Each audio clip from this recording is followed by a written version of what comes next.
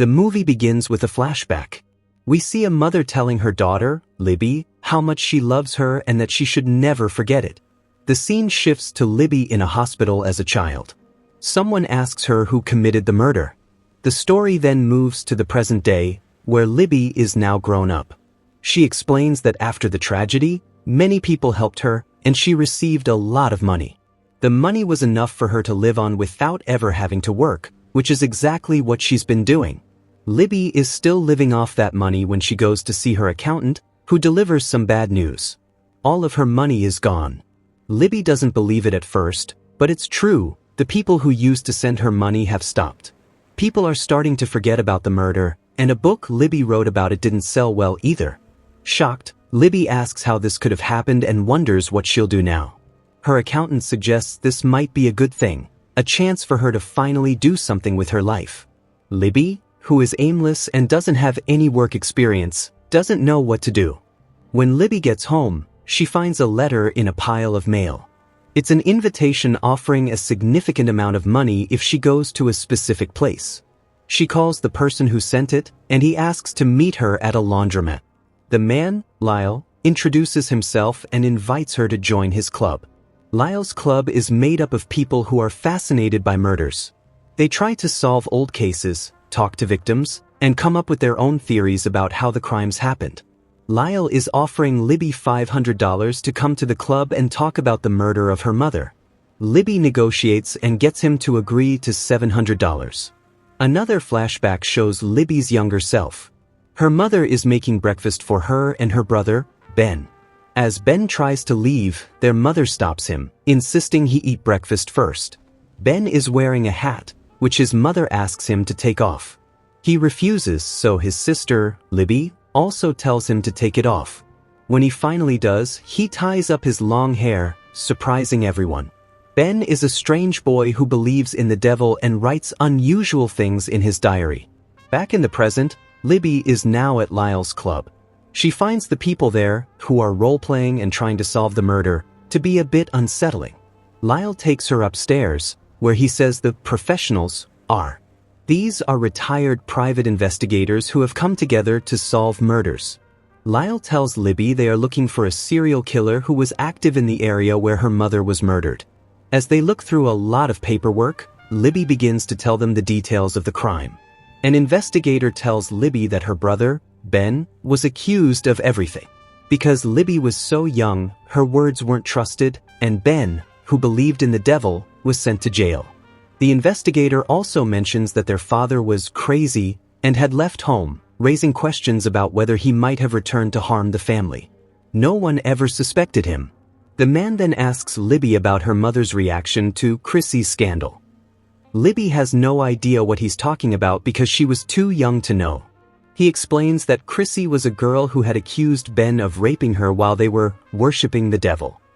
A woman at the club then stands up and accuses Libby of lying and ruining her brother's life. She claims Ben is a good man, now has a college degree, and paints. Angrily, Libby gets up and tells the woman she knows nothing about that night before storming out. The movie flashes back to Ben again. He is seen sitting with a group of kids who do drugs. Ben wants to look cool at school, so he tries to hang out with them, but they don't think he's cool and tell him to leave. However, when they find out Ben worships the devil, they become interested. Ben, wanting to fit in, starts telling them stories about it. The scene then shifts to their mother. A man who has borrowed money from her comes to see her. He tells her their crops aren't selling well. Their mother, who is a farmer, says that the previous year's crops were good, and if this year's are too, things could change for the better. The man responds that nothing will change, and the bank is going to take all of their land if they don't pay back the money, leaving them with nothing. The story returns to the present day. The next day, Libby goes to see Lyle and offers to help with the investigation. She says she will support them, but she'll need money to do it. Lyle agrees. Libby then goes to visit Ben in jail. Ben tells her he has completed his high school diploma and is now working on a degree. He seems happy to see her. When Libby asks if he has started believing in God, he says no. She then asks if he's angry with her. Ben says he is angry with many people, but she is not one of them. Libby tells him she knows he did it. Ben admits that everything he said in court was a lie. He made it all up to seem cool at school, and he didn't realize what the consequences would be. Libby angrily asks why Ben didn't appeal his conviction if he's innocent, but he doesn't answer. Frustrated, she leaves. The movie flashes back to Ben visiting his angry girlfriend, Deandra. They become intimate, and afterward, she asks him about a rumor at school that he took some young girls to a field to worship the devil and molested them. Ben denies it, claiming it's just a rumor. In the next scene, Libby's grown-up sister visits their mother. Their sister is doing well and earning good money in the city. The mother tells her about all the family's problems and her worries about Ben. Ben's girlfriend, Deandra, is pregnant and they plan to run away together, but they need money. Deandra's brother suggests she get money from her father. Ben says his father is poor, but Deandra's brother claims that's not true, as he saw their father with a lot of drugs and thinks he might have money from selling them. The story returns to the present. Libby explains to Lyle that her brother's confession might be false. She tells him that devil worship was a popular trend at the time, and the kids were likely just making up stories. She also tells him that Ben had been accused of molesting young girls, including one named Chrissy Katz. Libby gets Chrissy's mother's number. A flashback shows the principal calling Libby's mother to tell her what Ben did. She starts crying, worried about the trouble Ben is in, and that she can't afford a lawyer for him. She goes to Chrissy's house to find the truth, and Chrissy's father is furious. When Libby's mother asks Chrissy what happened, she confirms the story. Libby's mother feels like a bad mother, believing that her family's problems must have caused Ben to act this way. She thinks about ending her life so her sister can take care of her children, but her sister reassures her that she's a good mother who always looks after her kids. Back in the present, Libby goes to meet Chrissy. Chrissy tells Libby and Lyle what happened, but Libby immediately recognizes that she's lying. Lyle starts to suspect that Chrissy's father might be the real murderer. While Lyle goes to pay the bill, Libby asks Chrissy for her father's address, offering her $50 for it. Chrissy agrees but says she needs a little time since she hasn't seen him in a while. The movie flashes back again to the children's father coming home and arguing with their mother. He wants money, but she won't give him any, and he leaves in a rage. Libby tracks down her father, finding him in a burned-out factory. At first, he doesn't recognize her, but he believes her after she tells him some childhood memories. Libby asks him if he was the one who killed their family, telling him he can confess now since he's old. He denies it and says he saw Deandra's brother's car outside that night, suggesting he saw something that Libby doesn't know about. Libby is surprised to hear this. As she leaves, she sees Deandra, her brother, and Ben meeting with her father. Ben's father took a lot of money from Deandra's brother, and they have come to get it. They explain the money is for Ben. Ben meets his father and tells him he's going to be a father himself. This makes Ben's father question if the baby is really his, and Ben becomes suspicious. When Deandra, her brother, and Ben are driving home, Deandra and her brother start doing drugs. They then pull out a sword, saying they want to make a sacrifice for the devil, and they kill some animals in front of Ben. In the present, Libby goes to visit her brother and tells him about her progress in the investigation. Her brother, Ben, asks her to stop, saying that she lied about him and ruined his life, yet he still forgave her. He doesn't believe that their father was involved in the murders. When Libby asks if he has any doubts about her brother's guilt, she says yes, believing it might be in their genes because their family is so troubled. Ben tells her that while he's been in a physical jail, she has been in a mental one. This is true. Libby has never been able to move past the trauma. A flashback shows Libby's mother asking her daughters if Ben has ever touched them inappropriately. They all say no. Later, the mother goes into Ben's room at night and looks through his things. She finds his diary filled with strange writings about Satan. Meanwhile, Libby goes to meet with Chrissy again, who was supposed to give her her father's address. This time, Chrissy tells her the truth. She says that when she was young, Ben was her tutor, and she had a crush on him. When she told him, he rejected her. She admits that he always treated her well and never did anything wrong. Angry and hurt by his rejection, she lied to the police about what happened, using the story she saw on the news about some girls being molested.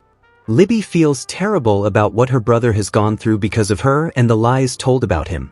A flashback shows a man meeting with Libby's mother, who says he can help her with all her troubles. She is making a deal with him. In the present, Libby and Lyle go to meet with Deandra's brother. They ask him about Deandra, and he tells them she's been missing for 25 years. He also tells them that Deandra had changed her name. This explains why no one could find her. With her new name, Libby searches for her and finds her address. In a flashback, Deandra, who is pregnant, tells Ben that they need to leave. She has money at her sister's house, and he can go get it. She asks him if he's sure the baby is his, and he becomes suspicious. In a rage, he kills the man who he thought might be the baby's father and says that he only loves her. That night, they go to her sister's house and take the money. The movie returns to the present day. Libby goes to meet Deandra, who seems surprised but also says she always knew Libby would find her. When Libby asks about the night of the murders, Deandra lies, saying she was at home and Ben was going to Libby's house to get money so they could run away. She claims Ben never showed up, and she learned about the murders the next morning. A flashback reveals the truth. Deandra and Ben were at Libby's house. In the present, Libby sees that Deandra is pregnant and is shocked. Libby goes to the bathroom and sees her mother's necklace, which Deandra is wearing, and becomes suspicious. When she comes out, Deandra's daughter hits her on the head, and Libby passes out. The movie flashes back to the night of the murders. Libby's older sister came to the house and started screaming. Deandra began to strangle her. At the same time, the man Libby's mother was dealing with, the one who helps people with money problems, came in and killed her mother. Ben ran to see what was happening, and Deandra killed his sister. The man who killed their mother then killed Libby's younger sister. Libby was able to escape and hide. After the killer left, Ben realized that Deandra had killed his sister. Deandra told him not to tell anyone, saying they could use their mother's insurance money to start a new life. She also told Ben to kill Libby, who was still hiding. Instead, Ben went to Libby and told her to stay hidden, saving her life. Now, it's clear why Ben stayed silent in prison. Deandra and her daughter are now a family to him, and he didn't want to get them in trouble. He hid the secret to protect them, because if he told the truth, Deandra would go to jail. Back in the present, Libby knows everything. Deandra and her daughter attack Libby, but Libby manages to escape. She finds Lyle, and together, they piece together the full story. Lyle tells Libby that the man her mother was dealing with was a serial killer who targeted people in debt and saw killing them as helping them. The plan was for him to only kill her mother, but because he was a serial killer, he killed everyone except for Libby. Deandra then killed Libby's other sister. The police are now looking for Deandra, and Ben is innocent and about to be released from jail. Libby goes to meet Ben and confronts him, saying that Deandra killed their sister, but he covered for her. Ben says that he loved Deandra, and with his child on the way, he kept the secret to protect her and his unborn child. Libby apologizes to him, admitting that she lied about seeing him commit the murders. Ben asks if they can be a family again, and Libby says that she doesn't know him and he doesn't know her. She says that they will always be family, no matter what. They both forgive each other. Ben says that while their childhood was difficult, they had many good family moments that he'll always remember. He is about to be released and tells Libby that he's ready to tell everyone the truth. Libby says that he's right and that her family wasn't all bad. She explains that after her mother's death, she only saw the negative things, forgetting the good moments they had. Now, she is going to live her life with a more positive outlook. The movie ends with her walking toward a new life.